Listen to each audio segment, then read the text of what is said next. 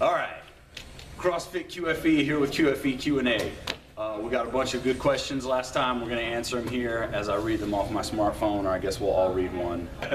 Christopher Thoman asks. Is that how you say your name? I hope so. I've always Thoman, Toman. Yeah, that'll be one of our questions to the members. Yeah. How do you pronounce the TH? What's the single most important exercise to do if you had to only choose one? So you got one exercise to do for the rest of your life, that is it. Probably a total body movement like a thruster or a wall ball or kettlebell swing, something that's working the entire body. Yeah? Yeah. But which one? Oh, I'm going to go with barbell thruster. Well, I was going to go with barbell thruster because you're getting a squat, which you should always squat. The answer almost to any question in life is to squat. But you're also getting some upper body work, and you're getting some posterior chain activation, holding the bar tight, keeping that upper back tight. And then I'm 100% positive Alex is going to say the same thing. 3 for 3. We're going to go with a thruster. Kind of chime in on both of them. To add on to that, you have endurance portion to that, so you're going to get muscular endurance as also as muscular strength through the thruster. All right, you got to learn how to breathe. It sucks. Just keep moving. All right, I'm gonna be similar but a little bit different. I'm gonna go with a clean and a push press. Clean into a push press. I'm in the gray area borderline there of one exercise, but if they count at the Olympics, I'm gonna count it here. You still get a good squat, you get a good deadlift, you get an explosive pull, and then I like the push press instead of the jerk because it's the best blend of getting the most muscle activation, but still getting the most weight. You're going to get more weight than you would with a strict press, but it's going to be a lot more muscle than technique like on a jerk, so you are going to get that strength development. But again, as you can see, pretty consistent theme there. You need a squat, you need an overhead lift. If you can sneak a pull in there, then you know. That's how you do it. All right, so Mike wants to know, Zendros wants to know, what are some good suggestions for active recovery? I'm gonna be honest with you. Squats? No, I'm just playing. More squats, more heavy squats. I already told you the answer to every question is squats. It's honestly going to depend. The whole point of active recovery, at least for me as an athlete, isn't necessarily that my body needs a break and I need to do something. It's normally it's more the mental aspect. You're in here, however many hours a day, every day of the week. If I do active recovery, I still want it to be a good workout. So it's normally going to be a good cardio piece, whether it's riding bikes, whether it's kayaking, canoeing in the river. Shout out to Aaron Milstead. Whether it's... that was like 8 months ago, bro. That was like 8 months ago. It was so fun. Aaron, do it again. I miss it. That's the only active recovery day Kenny's ever needed. If it's going for like a hike, Luther Brick Park Trail, stuff like that. If it's playing football with the guys on a Sunday fun day or something like that, just anything like that really is going to be, for me at least, I'm getting a good workout in, but at the same time, I'm getting a mental break from CrossFit, I guess you could say. Yeah. Okay. Honestly, for me, I think for active recovery, I really like to work on mobility. I think that's a big important piece of CrossFit. A lot of people seem to neglect it. I really just listen to my body. If I'm feeling pretty sore and worn out, after about 3 or 4 days of hitting a lot of watts, you start to feel kind of hammered down. I just think kind of stretching, some foam rolling, just working on stability probably is the best bet. Let your body recover a little bit from all the heavy weight and pounding. Kind of combine both of their answers. Yeah, active recovery days you can use mobility, of course, and then like Kenny said, something about a cardio piece. Me and Kenny, in the past couple of months, we started doing swimming on Sundays for active recovery. It's a good workout. Don't do it. It's bad. It's horrible. As long as you throw in some push-ups maybe in there. But anyway, yeah, something simple like that. Swimming, mobility, the mental aspect of it. I had another cue, but you messed me up. Sorry. But we'll go to Matt. I'll bring it back. Come back to me. Come back to me.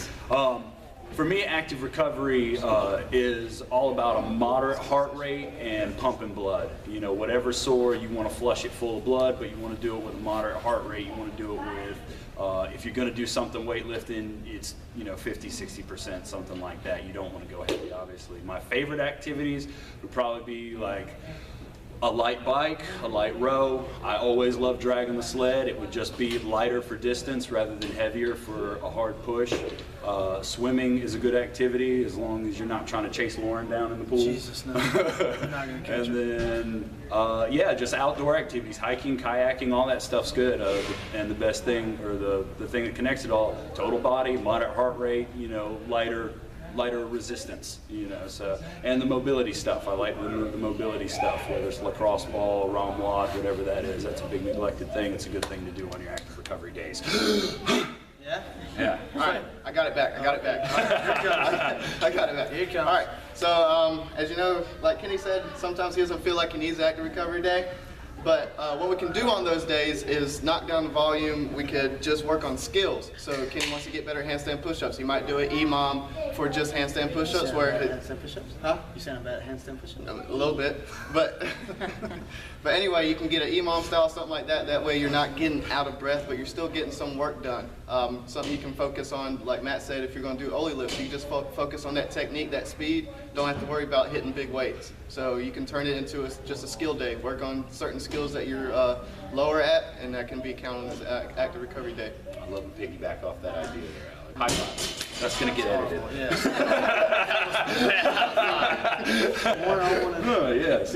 One more I wanted to hit. James English asks, how many hours a day should or could I work out and expect significant gains? An example, bigger quads, shoulders, or ability to do Fran sub 3. I answered originally all day, every day. I'm going to be honest. That's still the right answer. It's still the right answer. I'm going to be honest with you, guys. That's going to depend on the athlete. For example, everybody knows that I'm here all the time doing a lot. I do a lot of volume, work out every day. Is that good? Is that a good idea for you? I don't know. We'd have to sit down and talk about it. Talk about the athlete. Talk about a lot of factors that come into play, like age, recovery habits, sleeping patterns, all these other things. I've had to build up to that volume. Should you work out all day? I would say if you're doing any more than 3 hours a day, you're probably doing too much. I probably work out a total of about 3 or 4. And even then, I'm only maybe getting 2 Metcons in, a strength session and a skill session, and they're split up. And there's recovery in between, and there's, hey, am I feeling like I need to go heavy? Like, do I need to go above 80% today on my squats? And that's something that I have to ask myself as an athlete and as my own coach to myself. There's some days I come in and I feel like I can lift the whole gym, and I've always been of the opinion if the weights feel light, then you need to put more on and you need to lift heavier that day. And then because there's going to be days you come in and it's just going to be a grind. So as far as should you work out any more or any less, that's always going to depend on the athlete. If you feel like you need to do more or you could do more, the first thing I would say look at is, are you doing enough already? So does that mean, is your intensity high on the workouts you're already doing?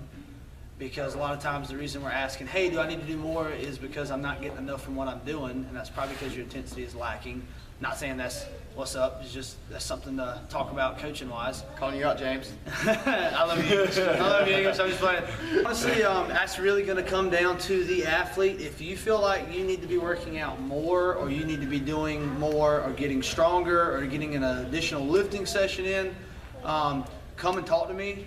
Perfect example, Dennis Powers, he come up to me one day and was like, hey, I'm working out at night, but I feel like I need to get another one in. Should I do some strength in the morning and then do, a Metcon at night? And that's actually a perfect idea how to set it up. If you're going to do that, get your strength session in the morning, get your Metcon or your conditioning session in at night. Other than that, like I said, there's some recovery habits we can talk about. Are you able to get 8+ hours of sleep? Are you able to eat as many calories and hit your macros like you need to? All these things can come into play, right? You like that? We've been doing macros for one day, guys. Throwing that in there. And but just that's really what it's going to come down to. It's a very, very complex question. It's going to depend. It's going to be a completely different answer for every single athlete. So if you have that question and you're curious, come ask me, come ask Matt, Alex, Holly, Daniel, any of us, and we'll be able to fill you in. Anybody else have any on that? Well, since, Thank you very much for everything. since Kenny dropped about 10 minutes. No, we're still gonna answer. Yeah, I was going to answer. Okay. Even though you went 5 minutes. Yeah, I'm sorry. Well, all right. Just to, I guess, highlight Kenny's paper that he just wrote. A couple of highlights. Be smart. If you're going to train that much, of course you want to build up the volume, but also the volume that you're doing, you got to make sure it's smart. Don't do 3 hours of Metcons a day. Yeah. Don't do 3 hours of strength a day. You still got to break it up. Be smart about it. And that's pretty much the best thing to do. Just be smart about it. Like he said, you got us to answer any questions. We can help you get there if that's what you really want to do. So just be smart. Recognize what kind of goals you really want to have, and really focus on those. I'm sorry, what was the question again? How long should you work out? How long should you talk appropriately when asked a question about? God, man, come on, guys. I just want to kind of keep it short and sweet. I think because just from personal experience and for the majority of us, we have a lot of responsibilities. Not saying you guys don't, obviously. I'm just saying a lot of us, we have kids. Holly giving the adult answer. Sorry. I play Clash of Clans. That takes time. That takes time. I think, but no, seriously, for the majority of us, I think that, if we can, if just getting here is the big thing. It does, like Kenny said, it does really, it depends on the athlete, what your goals are, what you're looking for. But I think if you just get here, dedicate, even if it's just an hour a day, 4 or 5 days a week, to just getting your heart rate up, working on a little bit of muscular endurance.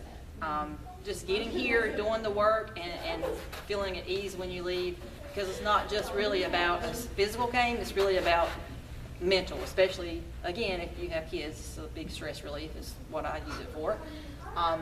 So just getting here and doing a little bit of work. Yeah. Just getting here and getting it in and putting the time in. Yeah, I'm gonna say I'm gonna agree with a lot of that and just piggyback on a couple of things, but your age, your individual genetics, and what you're doing with your recovery are all gonna play a big role in that. And then your goals. If you're a part-time bodybuilder that just wants to look good on the beach, then you could get away with 45 minutes a handful of times a week, and as long as you're pretty good on your diet, doing a little bit of cardio, you'll be fine. We're a box, we're a CrossFit gym, so we focus more on that. The biggest thing with CrossFit that's different from a lot of other sports and activities is the work capacity factor. Lots of people can finish a WOD in 6 minutes and bust their tail or whatever it may be, but then can you come right back after that and then hit a max squat and then do another Metcon and then still exhibit gymnastic skills? If you're going to be competing, or if you want to top the sugar WOD board every single day the right way, then that work capacity is something that you're going to have to develop, and you can only do that with time under the bar, time in the gym, but make sure it's spent intelligently.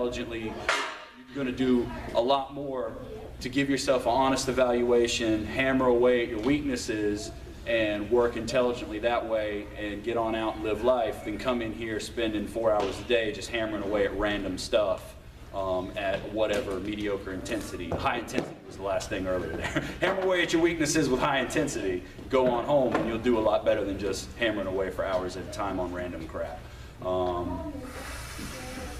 I think I covered most of that. Plus, testosterone peaks around 45 minutes, so you're working out for 2 hours straight, and you just hammer it in home. Cortisol levels now, so, better to hit 3 or 4, 30, 45. I didn't mean to look at Kenny right then. He takes breaks and eats in between. That's the thing. You take a break, you go eat. They got plenty of testosterone stuff going on. Bulgarians used to take cigarette breaks in between lifts. I wouldn't do that, but it was the 80s. That's popular then, but I heard you could do that back then. Oh, I know. I got one. Once again, former member of the month, Mike Z. Former. If someone were to challenge Matt Magnum to a match, what strategy should they use? What strategy? Ain't gonna be about strategy. You better have a hyperbolic time chamber, son, because that's the only way you're gonna come after Matt Magnum. 10 years of training, squished into about 3 days. That's your only chance. It's your only chance. Maybe hit me in the back of the head in the middle of the night. That's the only other one. But anyway. That scared me. I got But that was directed towards Kenny. Yeah, really, it was. What's the quickest way to get my total power level over 9,000? Pretty much same thing. Same thing. Hyperbolic chamber. You need to be. You need Hyperbolic to be, chain with Matt Magnum. You need to be borderline saying. We had some nutrition questions that we could talk forever about that, like I think we just did now. So we're probably going to make a part 2. We are going to make a part 2 because Yes. we're going to get back to every single question that was asked. But yeah, I think all the nutrition stuff's going to go on the next one. It's probably going to be long. So thanks a lot. Thanks for listening. Just like that run-on sentence. That's right. Yes. Clip it down. Yes. Not really. Bye. Bye, guys. That was great. That turned Everybody- out